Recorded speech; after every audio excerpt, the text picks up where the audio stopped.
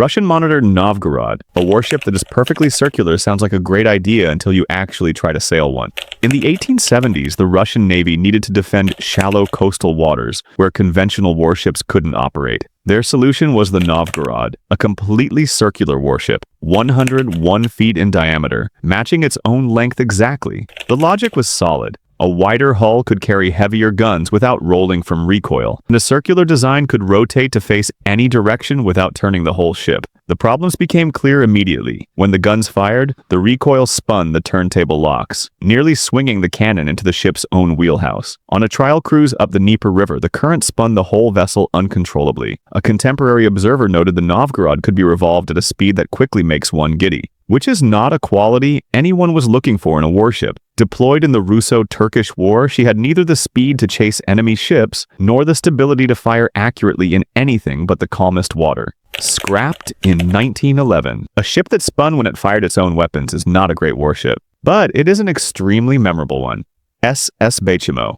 In October 1931, a cargo ship called the Baychimo got trapped in Arctic pack ice near Barrow, Alaska. The crew waited. The ice didn't move. Eventually, most of the men were airlifted out. The captain and 14 others stayed behind, camped on the ice, planning to salvage the cargo when conditions improved. Then a blizzard hit. When it cleared, the ship was gone. An Inuit seal hunter spotted it drifting 45 miles away. The remaining crew tracked it down, removed the most valuable cargo, and abandoned the ship, assuming it would break apart and sink before winter ended. It didn't. The Baychimo was sighted again in 1932, then 1933, when a group of hunters boarded it for shelter and were trapped inside for 10 days as it drifted with them through the ice. Then 1934, 1935, and intermittently for 3 more decades. The last confirmed sighting was 1969, 38 years after it was abandoned, still upright, apparently intact, drifting in the Beaufort Sea. It has never been found. A search in 2006 turned up nothing. It is either on the ocean floor somewhere in the Arctic, or it is still out there,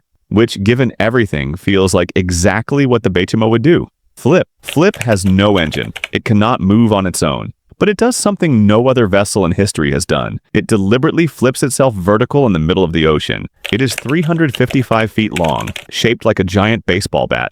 A tug tows it horizontally to the research site. And the crew floods the ballast tanks in the stern, and the back end begins to sink. Over about 30 minutes, the entire vessel rotates 90 degrees, until 300 feet of it are underwater, and only the top 55 feet stick above the surface, standing upright like a buoy.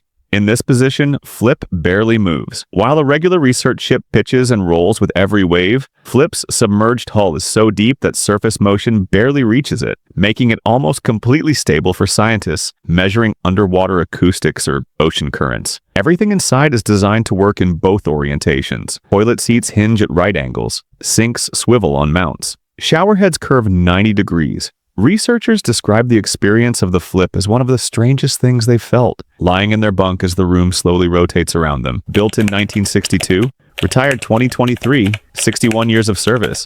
There has never been another vessel like it. Hughes Glomar Explorer. In 1968, a Soviet nuclear submarine sank in the Pacific, 3 miles down, with its crew of 98, its nuclear missiles, and its cryptographic equipment. The CIA wanted all of it. Their plan was to build a ship specifically designed to steal it, while publicly pretending to do something else. The cover story? Billionaire Howard Hughes was mining manganese nodules from the ocean floor. A christening ceremony was held. Press releases went out. The ship looked exactly like a deep-sea mining vessel. Hidden inside it was a moon pool, a giant opening in the hull, and a 3-mile-long mechanical claw designed to grip a 2,000-ton submarine from the ocean floor. A submersible barge the ship carried beneath it concealed the whole apparatus from Soviet satellites. 1974, the claw descended, grabbed the submarine, and began the lift. Halfway up, the submarine broke apart. A section fell back to the bottom. The crew hauled up what remained and found the bodies of 6 Soviet sailors inside. They gave them a full military burial at sea, filmed the ceremony, and the CIA held onto that footage for 20 years before handing it to Russia. The cover lasted until thieves broke into Howard Hughes' offices and stole documents linking him to the CIA. The story hit the newspapers 6 months later. It remains the deepest salvage operation ever attempted, and the most elaborate maritime deception ever constructed. Caspian Sea Monster. In the late 1960s, U.S. intelligence analysts spotted something in satellite photographs of the Caspian Sea that they couldn't explain. An enormous winged machine, roughly the length of a football field. with wings far too short to generate enough lift for something that size, skimming just above the water's surface.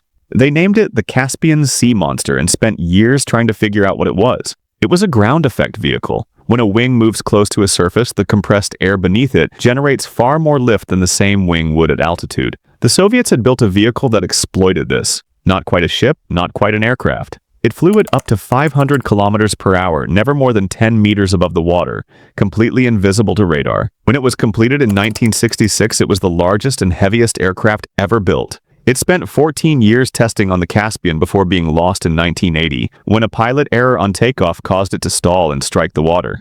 The crew escaped. The vehicle floated for a week before sinking. The Soviets built a military version after it, the Loon, armed with 6 anti-ship missiles, longer than an Airbus A380. That one still exists. It is beached on the shore of the Caspian, slowly rusting. You can find it on satellite maps today. The last surviving flying ship, HNLMS Abraham Crijnssen. After the Battle of the Java Sea in 1942, the Japanese Navy had destroyed every Allied warship in the region. Everyone except a small Dutch minesweeper called Abraham Crijnssen. It now had to cross 1,000 miles of Japanese-controlled ocean to reach Australia, with no speed and no weapons capable of fighting through. The captain's solution was to stop being a ship. The crew went ashore on nearby islands and cut down trees. They covered the entire deck in branches and jungle vegetation, painted exposed metal gray to resemble rock, and anchored close to real islands during daylight hours. Completely motionless. A Japanese pilot scanning the ocean would see a small, unremarkable island among thousands and move on. As soon as darkness fell, they moved. Sailing by night, hiding by day, rebuilding the disguise each morning before dawn. After 8 days, the Abraham Crijnssen reached Fremantle, Australia, the last vessel to escape Java and the only ship of her class in the region to survive. No radar-absorbing technology, no stealth systems, just branches, gray paint, and the discipline to stay completely still when Japanese aircraft flew overhead. Sea Shadow. In 1984, a ship was built in secret inside another ship. The Sea Shadow was constructed inside a giant submersible barge. Specifically so, nobody could see it being assembled or tested.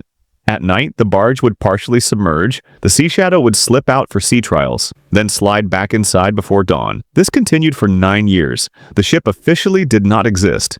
What it looked like when the public finally saw it in 1993 was a Bond villain's personal vessel. Black, angular, low to the water, shaped entirely from flat, slanted surfaces that deflect radar signals rather than reflecting them. Lockheed applied the same principles used in building the F-117 stealth aircraft directly to a ship, and it worked.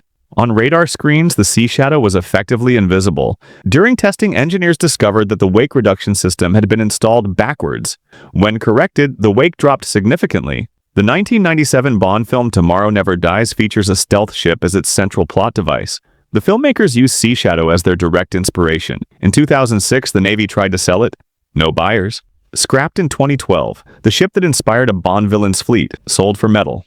Ramform Titan.